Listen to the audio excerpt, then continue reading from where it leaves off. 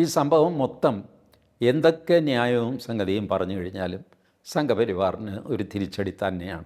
ട്രസ്റ്റിൽ എന്തെങ്കിലും പ്രശ്നം നടന്നു കഴിഞ്ഞാൽ യോഗി ഉത്തരവാദിയല്ല, വേണമെങ്കിൽ മോദി ഉത്തരവാദിയാണെന്ന് പറയാം. സംഘപരിവാറിൻ്റെയോ ബി ജെ പിയുടെയോ പോപ്പുലാരിറ്റിക്ക് തൽക്കാലം ഒരു ഈ പറഞ്ഞ സെറ്റ് ബാക്ക് ഉണ്ടെങ്കിലും തീർച്ചയായിട്ടും അവർക്ക് മുന്നോട്ട് വരാൻ പറ്റും എന്നാണ് ഞാൻ കരുതുന്നത്. ലോക്സഭയിൽ ഉത്തർപ്രദേശിൽ ഒരു സ്ഥലത്ത് യോഗി മത്സരിക്കുന്നു, വേറൊരു സ്ഥലത്ത് മോദി മത്സരിക്കുന്നു.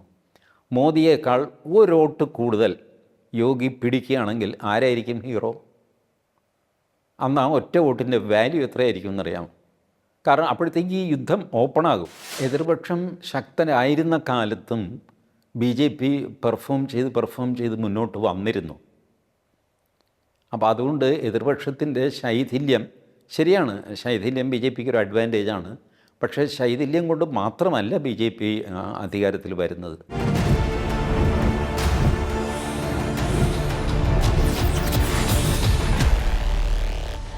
നമസ്കാരം, ടോക്കിംഗ് പോയിന്റിലേക്ക് സ്വാഗതം.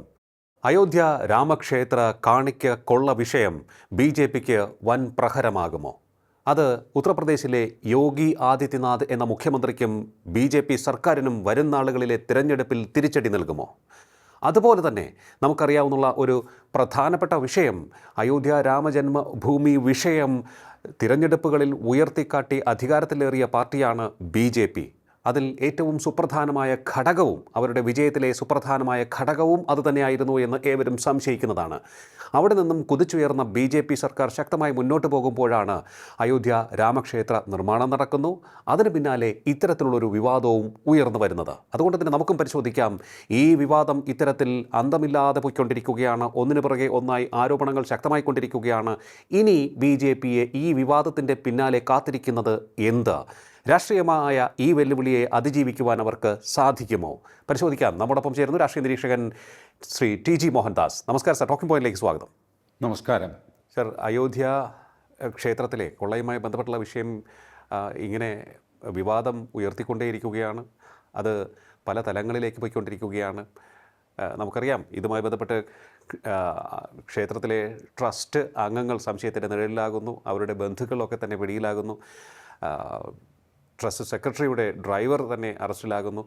അങ്ങനെ SIT നടത്തുന്ന അന്വേഷണം അങ്ങനെ പുരോഗമിക്കുമ്പോൾ മുൻകാലങ്ങളിൽ ഏതെങ്കിലും തരത്തിലുള്ള ക്രമക്കേട് നടന്നിട്ടുണ്ടോ എന്ന് പോലും അന്വേഷണം നടത്തുന്നു എന്നാണ് നമുക്കിപ്പോൾ അറിയാൻ കഴിയുന്നത്. അതിന് പക്ഷേ രാഷ്ട്രീയ ലക്ഷ്യമുണ്ട് എന്നും വിലയിരുത്തപ്പെടുന്നുണ്ട്. ഈ അയോധ്യ ക്ഷേത്ര വിഷയം ഇപ്പോൾ എത്തി നിൽക്കുന്നത് ഏതെങ്കിലും വിധത്തിൽ ബി ജെ പിയെ രാഷ്ട്രീയമായി തകർക്കാൻ പോകുന്ന, അല്ലെങ്കിൽ പ്രഹരമേൽപ്പിക്കാൻ പോകുന്ന ഒരു സാഹചര്യത്തിലേക്കാണോ? എന്താണ് അങ്ങയുടെ നിരീക്ഷണം? തീർച്ചയായിട്ടും ബി ജെ പിക്ക് ഇതൊരു പ്രഹരം തന്നെയാണ്. ബി ജെ പിക്കല്ല, മൊത്തം സംഘപരിവാറിന് തന്നെ. കാരണം വിശ്വ ഹിന്ദു പരിഷത്തിൻ്റെ നേതാക്കളാണല്ലോ ഈ വിവാദത്തിൽ ചെന്നപ്പെട്ടിരിക്കുന്നത്. അപ്പോൾ സംഘപരിവാർ എന്ന് പറയുന്ന പ്രസ്ഥാനങ്ങൾക്ക് ഒട്ടാകെ ഒരു തിരിച്ചടിയാണ് ഇത്. പക്ഷേ ആ തിരിച്ചടി അതിജീവിക്കാനുള്ള ആരോഗ്യം സംഘപരിവാറിനുണ്ട് എന്നാണ് എൻ്റെ അഭിപ്രായം. ഇതുപോലെ ഒരുപാട് സംഭവങ്ങളുണ്ടാകും. വലിയൊരു ഇൻസ്റ്റിറ്റ്യൂഷനാണ്, അവിടെ പ്രൊഫഷണലിസത്തിൻ്റെ കുറവുണ്ടായിരുന്നു. പക്ഷേ അവിടെ സമർപ്പിച്ച സാധനങ്ങൾ ഇതൊന്നും നഷ്ടപ്പെട്ടിട്ടില്ല. അതവർ ഇന്നലത്തെ ട്രസ്റ്റ് മീറ്റിംഗ് കഴിഞ്ഞപ്പോൾ പ്രദർശിപ്പിക്കുകയും ചെയ്തു. ഒരുപാട് പേരെന്തൊക്കെയോ കൊടുത്തു എന്ന് പറഞ്ഞല്ലോ. രാമചരിതമാനസ് കൊടുത്തു, രാമൻ്റെ പാതകങ്ങൾ കൊടുത്തു, അത് കാണുന്നില്ല എന്നൊക്കെ പറഞ്ഞല്ലോ ബഹളം. അതെല്ലാം അവർ ഡിസ്പ്ലേ ചെയ്തു. അതൊന്നും നഷ്ടപ്പെട്ടിട്ടില്ല. ഈ പണം എണ്ണുന്ന സ്ഥലത്താണ് ഈ തിരിമറി നടന്നിരിക്കുന്നത്. അത് CCTVയുടെ ദൃഷ്ടിയിൽപ്പെടാതെ ആ എണ്ണാൻ നേരത്ത് CCTV മറയത്തക്ക രീതിയിൽ ഒരാൾ നിൽക്കുക, എന്നിട്ട് നോട്ടെണ്ണി മാറ്റുക, ആ എണ്ണയിൽ കൃത്രിമം കാണിക്കുക, ഇങ്ങനെയുള്ള പരിപാടികളാണ് അവിടെ ചെയ്തുകൊണ്ടിരുന്നത്, പിടിക്കപ്പെട്ടത്. അതിൽ ഭൂരിഭാഗവും പിടിച്ചത് ചമ്പത് റായിയാണ്. അതെ. പക്ഷേ അദ്ദേഹത്തിനൊരു അബദ്ധം പറ്റി. അദ്ദേഹം വിചാരിച്ചത് അദ്ദേഹം തന്നെ മുൻകൈ എടുത്ത് ഇവരുടെ വീടുകളിലൊക്കെ പരിശോധിച്ച് പൈസയൊക്കെ കണ്ടെടുത്തു. അപ്പോൾ ഇതെല്ലാം കൂടെ ട്രസ്റ്റ് യോഗത്തിൽ പ്രസൻറ്റ് ചെയ്യാം, ദാ ഇങ്ങനെയൊക്കെയാണ് കാര്യങ്ങൾ, ഇനി എന്താ ചെയ്യേണ്ടത് എന്ന് ചോദിക്കാം എന്നായിരുന്നു ആ മനുഷ്യൻ വിചാരിച്ചിരുന്നത്. പക്ഷേ അതിനിടയ്ക്ക് ഇത് വിവാദമാകുകയും FIR രജിസ്റ്റർ ചെയ്യാൻ താമസിച്ചു എന്നുള്ള കുറ്റം ആ മനുഷ്യൻ്റെ തലയിൽ വരികയും ചെയ്തു. എനിക്ക് ഈ ചമ്പത്രായിയെ നേരിട്ട് അറിയാം. പരമസാധുവായ ഒരു മനുഷ്യനാണ്. പക്ഷേ ഞാൻ സർട്ടിഫിക്കറ്റ് കൊടുത്തിട്ട് കാര്യമില്ലല്ലോ. നിയമം നിയമത്തിൻ്റെ വഴിക്ക് പോകും. എന്നാലും ഞാൻ പറയുകയാണ്, വെറും ഒരു പുലുവായയും അതിലൊരു ബെഡ്ഷീറ്റും ഒരു തലയണയും ആയിട്ട് കിടക്കുന്ന മനുഷ്യനാണ് ചമ്പത്രായി. വിശ്വ ഹിന്ദു പരിഷത്തിൻ്റെ ഡൽഹി ഹെഡ് ക്വാർട്ടേഴ്സിൽ വെച്ചാണ് ഞാൻ അദ്ദേഹത്തെ കണ്ടത്. അദ്ദേഹം എന്നെ അവിടെ താമസിക്കാൻ ക്ഷണിച്ചു. എന്നോട് പറഞ്ഞു, ഞാൻ എൻ്റെ കിടപ്പ് കണ്ട് പേടിക്കൊന്നും വേണ്ട, ഇവിടെയുള്ള ബാക്കി മുറികളിലൊക്കെ കട്ടിലും ഫാനും എല്ലാവിധ സൗകര്യങ്ങളും ഉണ്ട്, ഞാൻ പണ്ട് മുതലേ ഇത് ശീലിച്ചു, അതുകൊണ്ട് ഇങ്ങനെ കഴിയുന്നു എന്ന് പറഞ്ഞ മനുഷ്യനാണ് ചമ്പത്രായി. വിവാഹം കഴിക്കാത്ത സംഘപ്രചാരകനാണ് ചമ്പത്രായി. അപ്പോൾ അദ്ദേഹം ഒരു വിവാദം ഒഴിവാക്കാനായിട്ട് ഒരു കോഴ്സ് ഓഫ് ആക്ഷൻ എടുത്തു. ട്രസ്റ്റിലെ മറ്റുള്ളവരെ വിശ്വാസത്തിലെടുത്തിട്ട് ഇത് ഇങ്ങനെയൊക്കെ സംഭവിക്കുന്നു, എന്താ ഇനി ചെയ്യേണ്ടത് എന്ന് ചോദിക്കാമെന്ന് വിചാരിച്ചു. ബട്ട് വിവാദം പൊട്ടിപ്പുറത്ത് കഴിഞ്ഞപ്പോൾ ഇതൊന്നും കയ്യിൽ നിന്നില്ല. അപ്പോൾ പിന്നെ പോയി പോലീസിൽ പരാതി കൊടുത്ത് അത് ഒഫീഷ്യലി FIR ആക്കി. അതിന് മുമ്പ് തന്നെ പോലീസ് ഇടപെട്ടിരുന്നു എന്നുള്ളത് സത്യമാണ്. ഈ ഒരു സ്വകാര്യ ട്രസ്റ്റാണല്ലോ ഇത്. അപ്പോൾ അവർ റൈറ്റിങ്ങിൽ പരാതി തരാതെ പോലീസിന് FIR ഇടാൻ പറ്റില്ല. ഓക്കെ. അപ്പോൾ കുറച്ചു കാലം മുമ്പ് ലിയോയ്ക്ക് ഓർമ്മയുണ്ടോ, തിരുവിതാംകൂർ കൊട്ടാരത്തിൽ നിന്ന് ഒരു പഴയ ആഭരണം കാണാതെ പോയി. 2 മാസം കഴിഞ്ഞാണ് അവർ FIR ഇടുന്നത്. പക്ഷേ അതിനു മുമ്പ് തന്നെ അവർ പോലീസിൽ പറഞ്ഞ് രഹസ്യമായ അന്വേഷണമൊക്കെ നടത്തിയിരുന്നു കൊട്ടാരത്തിനുള്ളിൽ തന്നെ. ഏകദേശം ഈ പറഞ്ഞ പോലെ കോൺട്രവേഴ്സി ഒഴിവാക്കാനായിട്ട് ചെയ്തതാണ്. ഏകദേശം ഇതുപോലെയാണ് ചമ്പത്രായി പെരുമാറിയത്. ബട്ട് അത് വല്ലാതെ ബാക്ക് ഫയർ ചെയ്തു. അദ്ദേഹം എന്തോ കുറ്റം ചെയ്ത പോലെയായി. ഏതായാലും ഇന്നലെ ഈ വസ്തുവകകളെല്ലാം പ്രദർശിപ്പിച്ചു. ആ വിവാദം കഴിഞ്ഞു. ആ പൈസയുടെ കാര്യം ഇപ്പോഴും അന്വേഷിച്ചുകൊണ്ടിരിക്കുന്നു. ചമ്പത്രായി പിടിച്ചെടുത്ത പണം പോലീസിൻ്റെ കയ്യിലുണ്ട്. അതുകൂടാതെ അഡീഷണലായിട്ട് കുറേ കൂടെ പണം പോലീസ് പിടിച്ചെടുത്തിട്ടുമുണ്ട്. വാസ്തവത്തിൽ പോലീസ് പിടിച്ചതിനേക്കാൾ കൂടുതൽ പണം ചമ്പത്രായി തന്നെ പിടിച്ചെടുത്തിരുന്നു ഇവരുടെ കയ്യിൽ നിന്ന്. പക്ഷേ ഇപ്പോൾ പറഞ്ഞിട്ട് കാര്യമില്ല. നിയമത്തിൽ അതൊക്കെ സംശയം ഉണ്ടാക്കുന്ന ഏർപ്പാടാണ്. കള്ളനെ ഞാൻ പിടിച്ചിട്ടുണ്ട് എന്നൊക്കെ പറഞ്ഞ് എന്നാൽ പിന്നെ അപ്പം തന്നെ പോലീസിൽ പറയാഞ്ഞെന്താ എന്നൊക്കെയുള്ള ചോദ്യം ബുദ്ധിമുട്ടാണ് അത് ഉത്തരം പറയാൻ. അങ്ങനെയാണ് അദ്ദേഹം രാജിവെച്ചതും അനിൽ മിശ്ര രാജിവെച്ചതും പുതിയ ട്രസ്റ്റൊക്കെ വരുന്നത്. ഈ സംഭവം മൊത്തം എന്തൊക്കെ ന്യായവും സംഗതിയും പറഞ്ഞു കഴിഞ്ഞാലും സംഘപരിവാറിന് ഒരു തിരിച്ചടി തന്നെയാണ്. ഈ വിഷയത്തിൽ ചമ്പത് റായിക്കെതിരെ മൊഴി വന്നിട്ടുണ്ട് എന്നാണ് പറയുന്നത്. അപ്പോൾ അത് എന്തുകൊണ്ടായിരിക്കാം അങ്ങനെ വന്നത്? വരുമല്ലോ. ഇതുപോലത്തെ സംഭവം നടന്നു കഴിയുമ്പോൾ എനിക്ക് രക്ഷപ്പെടാൻ വേണ്ടിയിട്ട് ഞാൻ ലിയോയുടെ പേര് പറയും. ലിയോയ്ക്ക് രക്ഷപ്പെടാൻ ലിയോ വേറെ ആരുടെയെങ്കിലും പേര്, അല്ലെങ്കിൽ തിരിച്ച് എൻ്റെ പേര് ഒക്കെ പറയും. ഇതൊക്കെ സ്വാഭാവികമാണ്. ഒരു കോൺട്രവേഴ്സി എറപ്റ്റ് ചെയ്ത് കഴിയുമ്പോൾ ഓരോരുത്തരും ഓരോ കഥകളായിട്ട് ഇറങ്ങും. ഈ ട്രസ്റ്റ് അംഗങ്ങൾക്കിടയിൽ എന്തെങ്കിലും അഭിപ്രായ വ്യത്യാസം ഉണ്ടായിരുന്നതായി അങ്ങേക്ക് തോന്നുന്നുണ്ടോ? അങ്ങനെ ഒരു സൂചനയും ഉണ്ട്? ഇല്ല. ട്രസ്റ്റ് അംഗങ്ങളുടെ ഇടയിൽ അഭിപ്രായ വ്യത്യാസമല്ല. ട്രസ്റ്റ് കൂടിയപ്പോൾ ചമ്പത്രായി വാസ്തവത്തിൽ ആ ട്രസ്റ്റ് മീറ്റിങ്ങിൽ വന്നില്ല. പക്ഷേ അനൗദ്യോഗികമായിട്ട് അദ്ദേഹത്തെ കുറ്റപ്പെടുത്തിക്കൊണ്ട് ട്രസ്റ്റിലെ തന്നെ മെമ്പർമാർ സംസാരിച്ചു. സൂക്ഷിക്കേണ്ടിയിരുന്നില്ലേ? അവരാരും തന്നെ അദ്ദേഹത്തെപ്പറ്റി സംശയിക്കുന്നില്ല. പക്ഷേ അദ്ദേഹത്തിൻ്റെ ഇത് നടത്തിക്കൊണ്ടു പോകാനുള്ള പ്രാപ്തിക്കുറവാണ് ഇതിന് കാരണം എന്നെല്ലാവരും പറയുന്നു. ഹിന്ദിയിൽ നിഗറാനി എന്ന് പറയുന്ന ഒരു വിജിലൻറ്റ് മൈൻഡ് വേണമല്ലോ. അത് ചമ്പത്രായിക്ക് ഉണ്ടായിരുന്നില്ല. അദ്ദേഹം കൂടുതലും ആൾക്കാരെ അങ്ങ് വിശ്വസിച്ചു.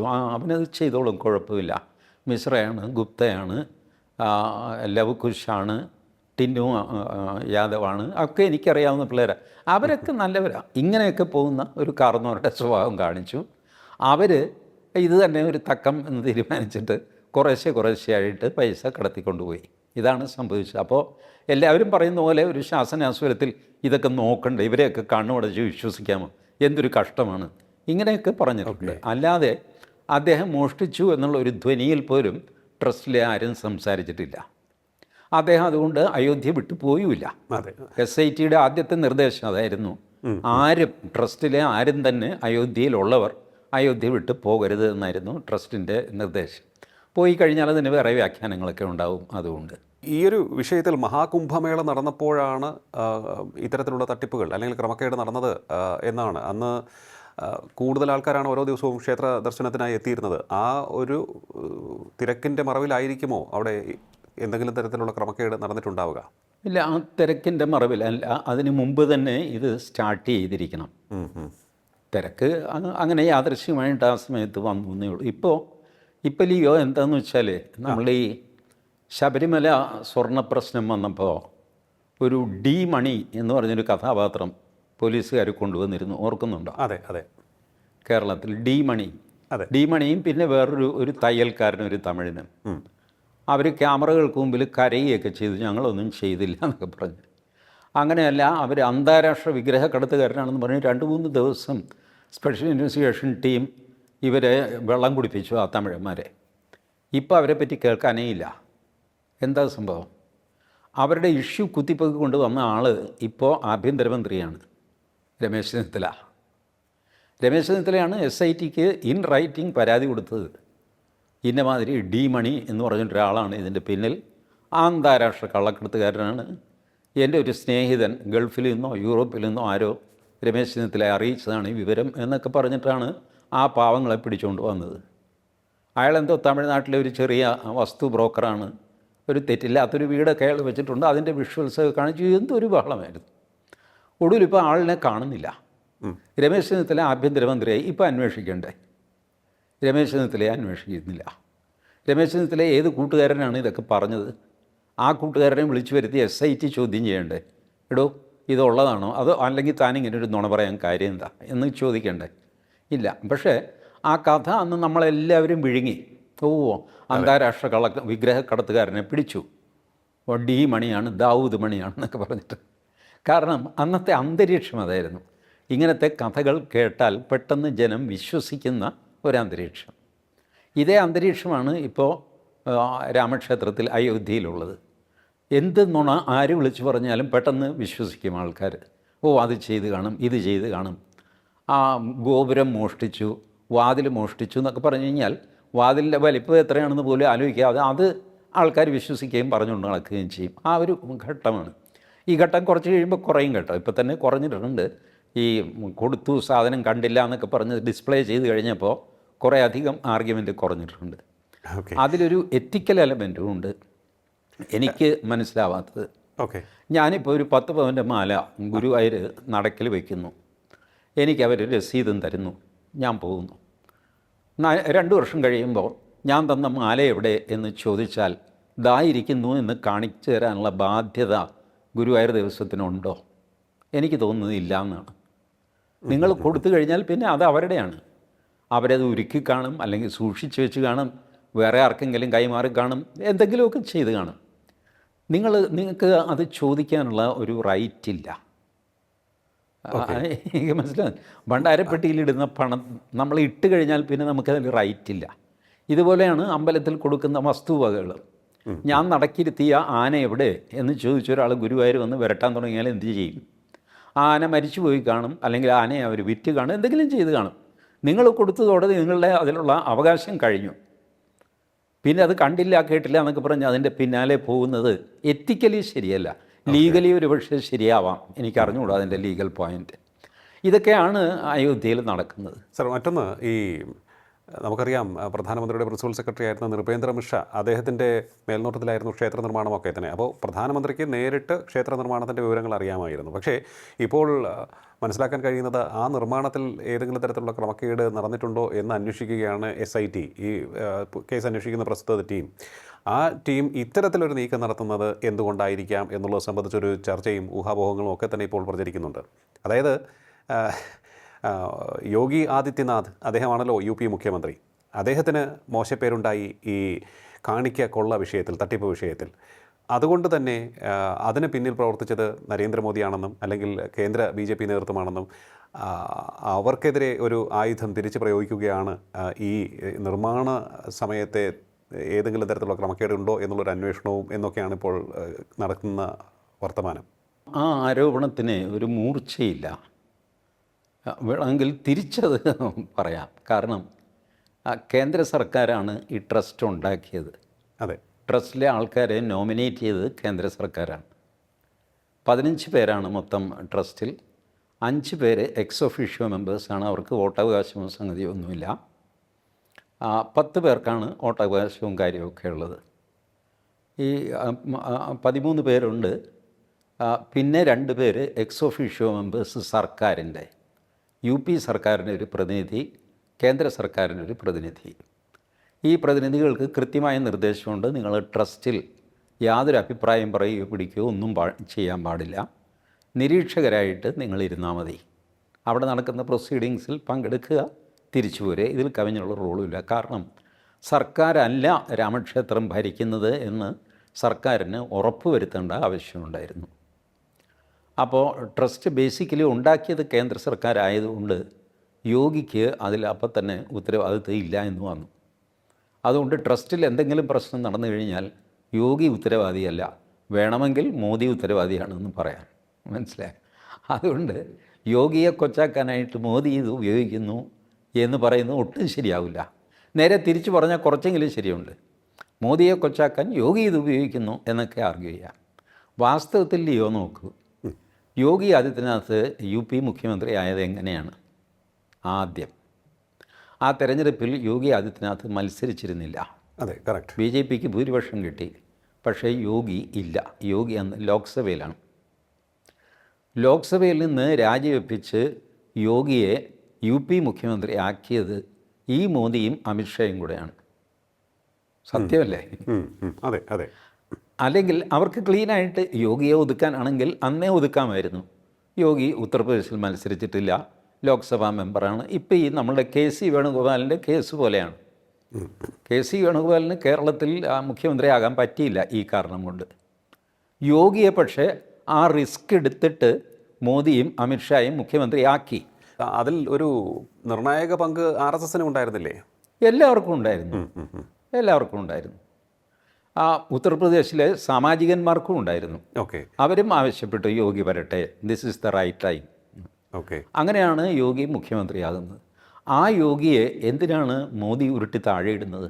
എന്ത് പ്രയോജനം കിട്ടാൻ? അതായത് അടുത്ത മോദിക്ക് ശേഷം ആര് രാജ്യത്തെ നയിക്കുവാൻ? BJP എന്തായാലും സ്ട്രോങ് ആയി പോകുന്നു. മോദിക്ക് ശേഷം യോഗി ആയിരിക്കും, യോഗി ആദിത്യനാഥ് ആയിരിക്കും എന്നുള്ള ഒരു പ്രചാരണം ശക്തമായി തന്നെ നിലനിൽക്കുന്നുണ്ട്. കാരണം പണ്ട് ഗുജറാത്തിൽ മോദി വളരെ ശക്തമായ രീതിയിൽ ഭരണം മുന്നോട്ട് കൊണ്ടുപോയി അദ്ദേഹം ഒരു പോസിറ്റീവ് പ്രോഗ്രസീവ് ഗവൺമെൻറ്റിന് നേതൃത്വം നൽകിയത് കൊണ്ട് തന്നെ വികസനത്തിൻ്റെ ഒരു ടോർച്ച് ബെയറർ ആയതുകൊണ്ട് തന്നെ, ഫ്ലാഗ് ബെയറർ ആയതുകൊണ്ട് തന്നെ അദ്ദേഹത്തെ ദേശീയ നേതൃത്വത്തിലേക്ക് കൊണ്ടുവരികയായിരുന്നു എന്നുള്ളതാണ്. അപ്പോൾ അതുപോലെ തന്നെ ഉത്തർപ്രദേശിലും വളരെ ശക്തമായ ഭരണം കാഴ്ചവെച്ച് പോകുന്ന യോഗി ആണ് അടുത്ത പ്രധാനമന്ത്രി മോദി ഒഴിയുമ്പോൾ ആ പദത്തിലേക്ക് എത്തുവാൻ യോഗ്യൻ എന്ന തരത്തിലുള്ള ഒരു പ്രചാരണം നടക്കുന്നുണ്ട്. അത് പക്ഷേ മോദി അമിത്ഷാ കൂട്ടുകെട്ടിന് ഇഷ്ടമല്ല എന്നൊക്കെയുള്ള പ്രചരണമാണ് കേൾക്കുന്നത്. അല്ല, എന്തുകൊണ്ട് ഈ മോദി പോയി കഴിഞ്ഞാണല്ലോ യോഗി വരുന്നു എന്ന് പറയുന്നത്. മോദി ഇരിക്കുമ്പോൾ മോദിയെ ഉരുട്ടിയിട്ടിട്ട് യോഗി വരുമെന്ന് പേടിയില്ലല്ലോ. ഇല്ല, ഞാൻ പോയി കഴിഞ്ഞിട്ട് പിന്നെ അവിടെ ആര് വന്നാലെന്താ? പക്ഷേ അമിത്ഷായുടെ സ്ഥാനം അല്ല, അമിത്ഷായ്ക്ക് അങ്ങനെ ഒരു മോഹം ഉണ്ടെന്ന് എനിക്ക് തോന്നുന്നില്ല. ആരും അങ്ങനെ പറഞ്ഞു കേൾക്കാറുമില്ല. അമിത്ഷാ പ്രധാനമന്ത്രിയാവാൻ ശ്രമിക്കുന്നു എന്നൊരു ചൊല്ലേയില്ല. അമിത്ഷായ്ക്ക് വേറെ ചില ഡ്യൂട്ടീസാണ്, അതിലാണ് അമിത്ഷാ ഉറച്ചു നിൽക്കുന്നത്.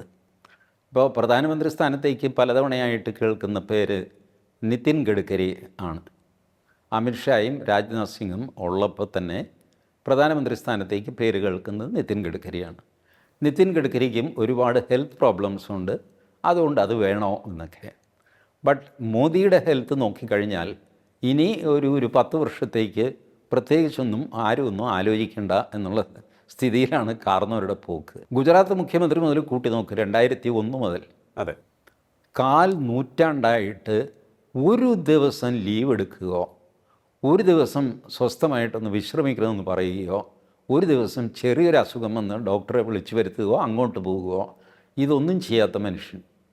ഇപ്പോഴും ഞാൻ ഗ്യാരണ്ടീഡായിട്ട് പറയാം, അടുത്ത ഒരു 10-12 വർഷം ഈ കാർന്ന് ഒരു കല്ല് പോലെ നിൽക്കും. അത്ര വലിയ ദൈവാധീനമുള്ള മനുഷ്യനാണ്. ഇത് ഏകദേശം എല്ലാവർക്കും നന്നായിട്ടറിയാം.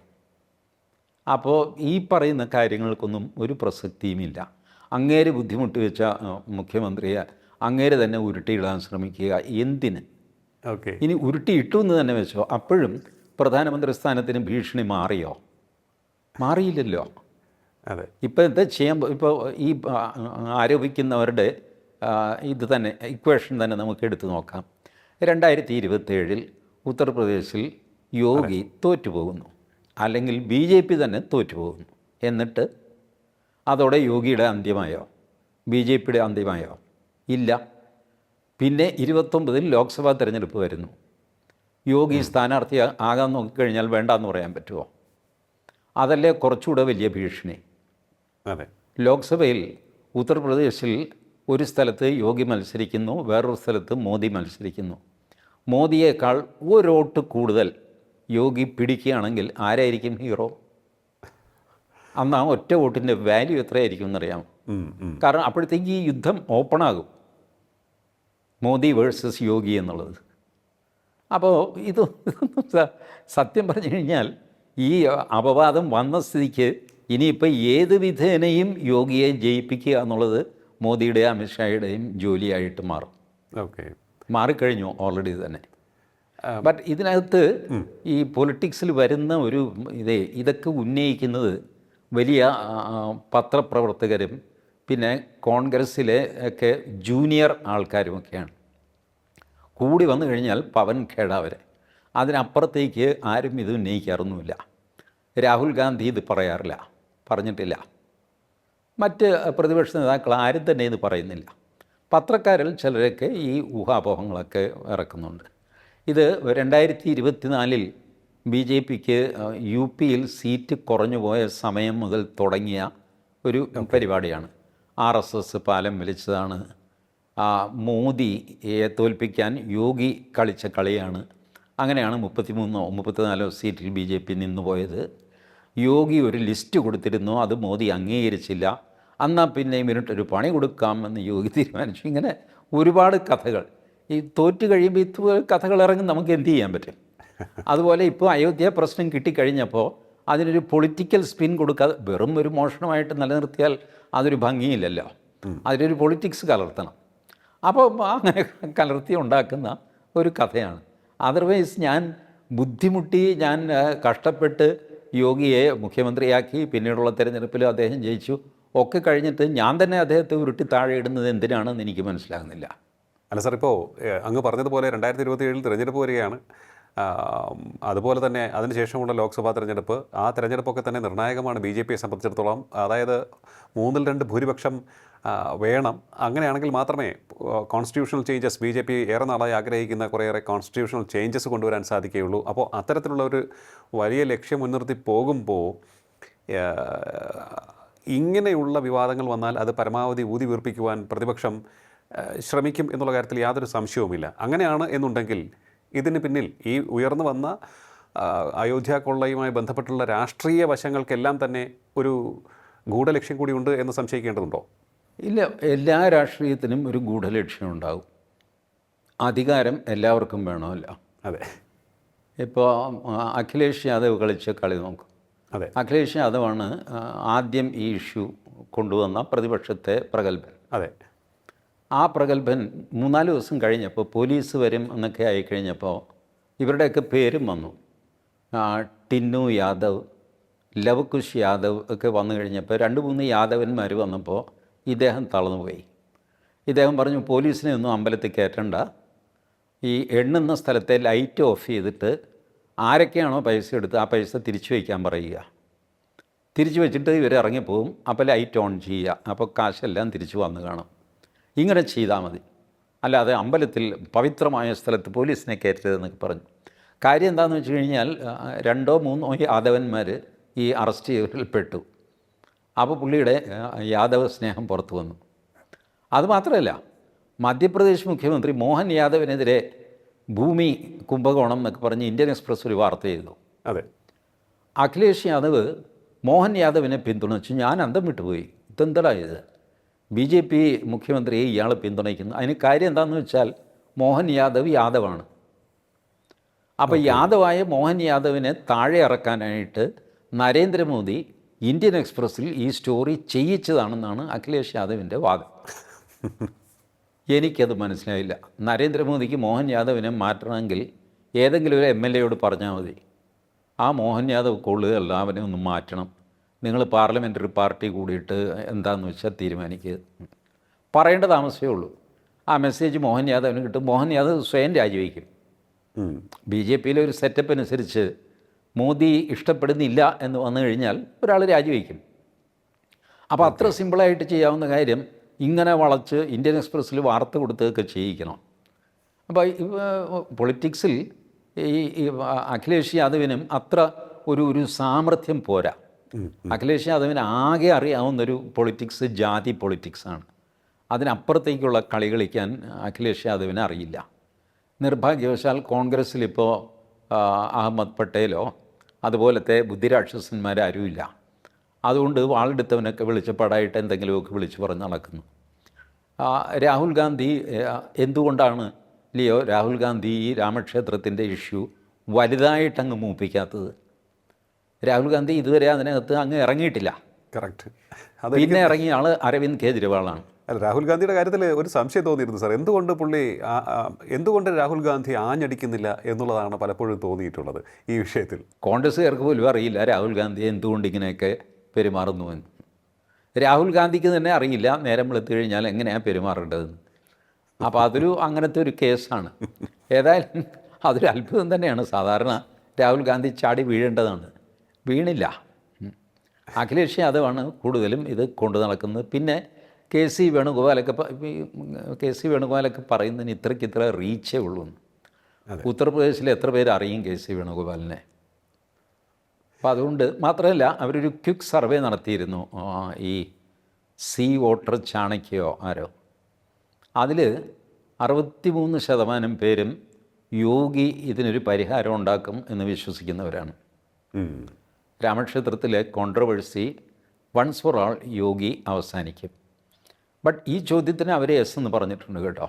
അതായത് ഇവർക്ക് BJPക്ക് ഇതൊരു സെറ്റ് ബാക്ക് ആണോ എന്ന് ചോദിച്ചപ്പോൾ 57% മറ്റോ അതെ സെറ്റ് ബാക്ക് ആണ്. അടുത്ത ചോദ്യമായിരുന്നു യോഗി ഇത് മറികടക്കാനുള്ള നടപടി എടുക്കുമോ? എടുക്കും എന്ന് 63% പറഞ്ഞു.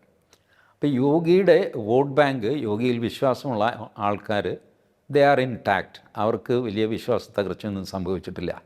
പിന്നെ മോഷണം അത് സംഭവിക്കരുതായിരുന്നു. കുറച്ചുകൂടെ നന്നായിട്ട് അവിടുത്തെ സിസ്റ്റം തിരുപ്പതിയിൽ ഇതുപോലെയോ ഒക്കെ ചെയ്യണമായിരുന്നു. തിരുപ്പതി നല്ലൊരു എക്സാമ്പിളാണ് ഈ പണം കൈകാര്യം ചെയ്യുന്നതിൽ. തിരുപ്പതിയെപ്പറ്റി 110 പരാതികളുണ്ടെങ്കിലും എണ്ണുന്ന സ്ഥലത്തുനിന്ന് പണം മോഷണം പോയി തിരിമറി നടന്നു എന്ന് പറഞ്ഞ് ഇങ്ങനൊരു ആരോപണം ഉണ്ടായിട്ടില്ല. അത്രയ്ക്ക് ഫുൾ പ്രൂഫായിട്ട് സയൻറ്റിഫിക്കായിട്ട് ചെയ്യുന്നവരാണ് തിരുപ്പതിക്കാർ. അപ്പോൾ അതൊക്കെ കോപ്പി ചെയ്യാമായിരുന്നു രാമക്ഷേത്രത്തിലേക്ക്, അത് ചെയ്തില്ല. സാർ, ഇപ്പോൾ അങ്ങയുടെ ശ്രദ്ധയിൽ പെട്ടിട്ടുണ്ടാകണം, ബദ്രീനാഥ് ക്ഷേത്രത്തെക്കുറിച്ചുമൊക്കെ ചില ആക്ഷേപം ഉയരുന്നുണ്ട് ഈ അയോധ്യ ക്ഷേത്രത്തിലെ ഈ വിഷയം ഉയർന്നു വന്നതിന് ശേഷം. ഞാനത് ശ്രദ്ധിച്ചു, പലതും വരും എനിക്ക് കേട്ടോ. അത് ഞാൻ പറഞ്ഞില്ലേ, അത് ഈ ഡി-മണി സിൻഡ്രോമാണ്. ഡി-മണി എല്ലാ സ്ഥലത്തും വരുമല്ലോ, എവിടെയും എന്തും പറയാം എന്നുള്ള സ്ഥിതിയൊക്കെ വരും. ചിലതിലൊക്കെ കുറച്ച് കഴമ്പും കാണും. വലിയ വലിയ ക്ഷേത്രങ്ങളാണ് കൈകാര്യം ചെയ്യുന്നത്, എവിടെയെങ്കിലുമൊക്കെ വീഴ്ചയൊക്കെ വരും. ചിലർക്ക് വ്യക്തിപരമായ ദേഷ്യം കൊണ്ട് ചെയ്യുന്നതായിരിക്കാം. ഏതായാലും അത് ഈ പറഞ്ഞ മാതിരി വലിയൊരു പ്രശ്നമായില്ല.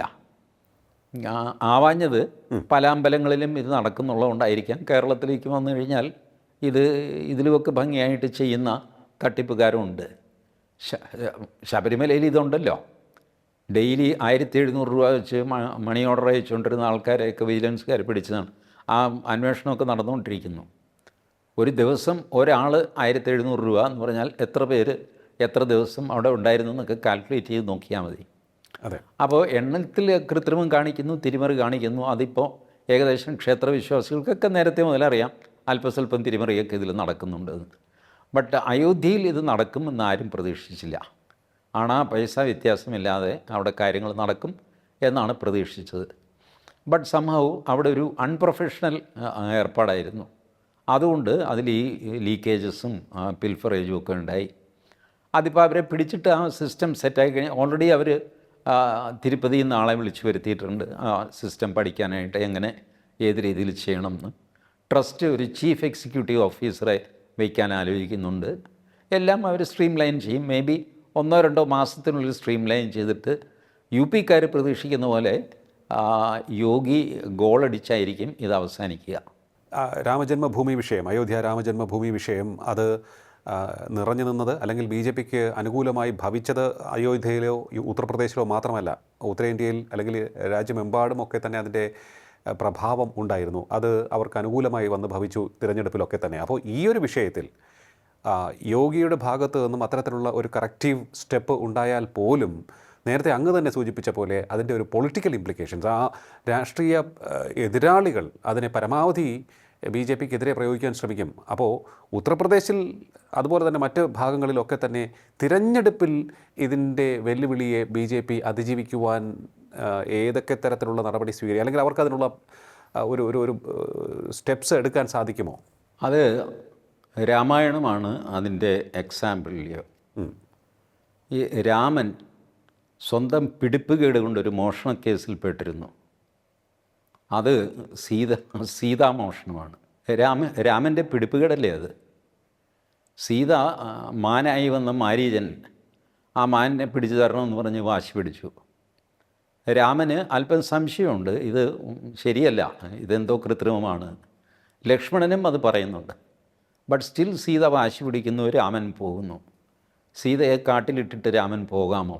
പോകാൻ പാടില്ല. ശരി, ലക്ഷ്മണൻ കാവൽ നിന്നു. രാമൻ നിലവിളിക്കുന്നു കേട്ടിട്ട് ലക്ഷ്മണനോട് സീത പോകാൻ ആവശ്യപ്പെടുന്നു. ലക്ഷ്മണൻ പോകുന്നില്ല. രാമൻ അങ്ങനെ നിലവിളിക്കില്ല, രാമനൊരു ചുക്കും സംഭവിക്കില്ല, എന്തോ കള്ളത്തരമാണ്. സീത സമ്മതിക്കുന്നില്ല. ലക്ഷ്മണനെ അപമാനിക്കുന്നു. ലക്ഷ്മണനും കാട്ടിപ്പോകുന്നു രാമനെ അന്വേഷിച്ച്. സീത ഒറ്റയ്ക്കാവുന്നു. ലക്ഷ്മണൻ രേഖ വരയ്ക്കുന്നു, ഇത് ക്രോസ് ചെയ്യരുത് ചേട്ടത്തി എന്ന് പറയുന്നു. സീത അത് ക്രോസ് ചെയ്യുന്നു. ഇല്ലേ? ഇതൊക്കെ മൊത്തത്തിലുള്ള പിടിപ്പുകേടാണ് രാമൻ്റെ, ലക്ഷ്മണൻ്റെ, സീതയുടെ ഒക്കെ. അങ്ങനെയാണ് സീതാ അപഹരണം ഉണ്ടാകുന്നത്. വാസ്തവത്തിൽ രാമായണത്തിൻ്റെ ഒരു കേന്ദ്ര ബിന്ദു ഈ ഒരു മോഷണമാണ്. പൈസയായിരുന്നില്ല, രാമൻ്റെ ഭാര്യയായിരുന്നു മോഷ്ടിച്ചത് എന്നതാണ് സത്യം. ഇപ്പം രാമൻ്റെ ജീവിതത്തിൽ തന്നെ ജീവിതത്തെ തകിടം മറിച്ച ഒരു സംഭവമാണ് ഈ പിടിപ്പുകേടും മോഷണവും. രാമന് അത് സംഭവിക്കാമെങ്കിൽ നമുക്കുമൊക്കെ സംഭവിക്കാം. പിടിപ്പുകേട്, എറർ ഓഫ് ജഡ്ജ്മെൻറ്റ്, ഇതെല്ലാം ഉണ്ടാവാം. എന്നിട്ട് രാമൻ്റെ പോപ്പുലാരിറ്റിക്ക് വല്ല കുറവും ഉണ്ടായോ? നൂറ്റാണ്ടുകൾ എത്ര കഴിഞ്ഞു, ഇപ്പോഴും അതേ രാമൻ തന്നെയാണ് പോപ്പുലറായിട്ട് നിൽക്കുന്നത്. അതുകൊണ്ട് സംഘപരിവാറിൻ്റെയോ ബി ജെ പിയുടെയോ പോപ്പുലാരിറ്റിക്ക് തൽക്കാലം ഒരു ഈ പറഞ്ഞ സെറ്റ് ബാക്ക് ഉണ്ടെങ്കിലും തീർച്ചയായിട്ടും അവർക്ക് മുന്നോട്ട് വരാൻ പറ്റും എന്നാണ് ഞാൻ കരുതുന്നത്. അവരുടെ മാതൃക രാമനാണെങ്കിൽ ഉറപ്പായിട്ട് അവർ മുന്നോട്ട് വരും. രാമനെ ഉപേക്ഷിച്ച് കഴിഞ്ഞാൽ അവർക്ക് മുന്നോട്ട് വരാനും പറ്റില്ല. അവിടെയും എനിക്ക് തോന്നുന്നു അവർക്ക് കൂടുതൽ കരുത്താവുക പ്രതിപക്ഷത്തിൻ്റെ അല്ലെങ്കിൽ എതിർപക്ഷത്തിൻ്റെ ശൈഥില്യവും കരുത്തില്ലായ്മയും തന്നെ ആയിരിക്കും, അല്ലേ? അല്ല, എതിർപക്ഷം ശക്തനായിരുന്ന കാലത്തും ബി ജെ പി പെർഫോം ചെയ്ത് മുന്നോട്ട് വന്നിരുന്നു. അപ്പോൾ അതുകൊണ്ട് എതിർപക്ഷത്തിൻ്റെ ശൈഥില്യം ശരിയാണ്, ശൈഥില്യം ബി ജെ പിക്ക് ഒരു അഡ്വാൻറ്റേജാണ്. പക്ഷേ ശൈഥില്യം കൊണ്ട് മാത്രമല്ല ബി ജെ പി അധികാരത്തിൽ വരുന്നത്. പ്രതിപക്ഷം വീക്കാണ്, അതുകൊണ്ട് എങ്ങനെയോ തട്ടിക്കൂട്ടി അധികാരത്തിൽ വന്നു. ആ സ്ഥിതിയല്ല. പോസിറ്റീവ് വോട്ട് ധാരാളം ഉണ്ട് ബി ജെ പിക്ക്. യെസ്, അതാണ്. എന്തായാലും അയോധ്യയിലെ വിവാദം തീർച്ചയായിട്ടും ബി ജെ പിക്കൊരു പ്രഹരമേൽപ്പിച്ച ഒരു സംഭവം തന്നെയാണ്. പക്ഷേ യോഗി ആദിത്യനാഥിൻ്റെ ഉജ്ജ്വലമായിട്ടുള്ള ചുവടുവയ്പ്പുകളിലൂടെ അതിനെ അതിജീവിച്ച് മുന്നോട്ട് പോകാൻ ബി ജെ പിക്ക് സാധിക്കുമെന്നാണ് ടി ജി മോഹൻദാസ് സാർ പറഞ്ഞിരിക്കുന്നത്. ഒപ്പം തന്നെ പോസിറ്റീവായിട്ടുള്ള ഒട്ടേറെ ചുവടുവയ്പ്പുകൾ, ഭരണയന്ത്രം തിരിക്കുന്ന ആ പ്രോഗ്രസീവ് രീതി, ഇതൊക്കെ തന്നെ മോദിക്കും ബി ജെ പിക്കും അനുഗുണമായി വരുന്ന ആളുകളിലും എതിരാളികൾ ദുർബലരാണ്, ഒപ്പം തന്നെ ശിഥിലമായി നിൽക്കുന്നു എന്നുള്ളത് ശരി തന്നെയാണ്. എങ്കിൽ തന്നെയും ഈ പോസിറ്റീവ് സ്റ്റെപ്പുകൾ അത് ബി ജെ പിയുടെ കരുത്ത് തന്നെയാണ്, അതിനെ കാണാതിരുന്നുകൂടാ എന്നും അദ്ദേഹം പറഞ്ഞിരിക്കുകയാണ്. വളരെയധികം നന്ദി സാർ ഇത്രയും സമയം ടോക്കിംഗ് പോയിന്റുമായി സംസാരിച്ചത്. Thank you. ടോക്കിംഗ് പോയിന്റിൻ്റെ ഈ അധ്യായം ഇവിടെ പൂർണ്ണമാകുന്നു. ഇനി അടുത്ത എപ്പിസോഡിൽ കാണാം നമുക്ക്. നമസ്കാരം.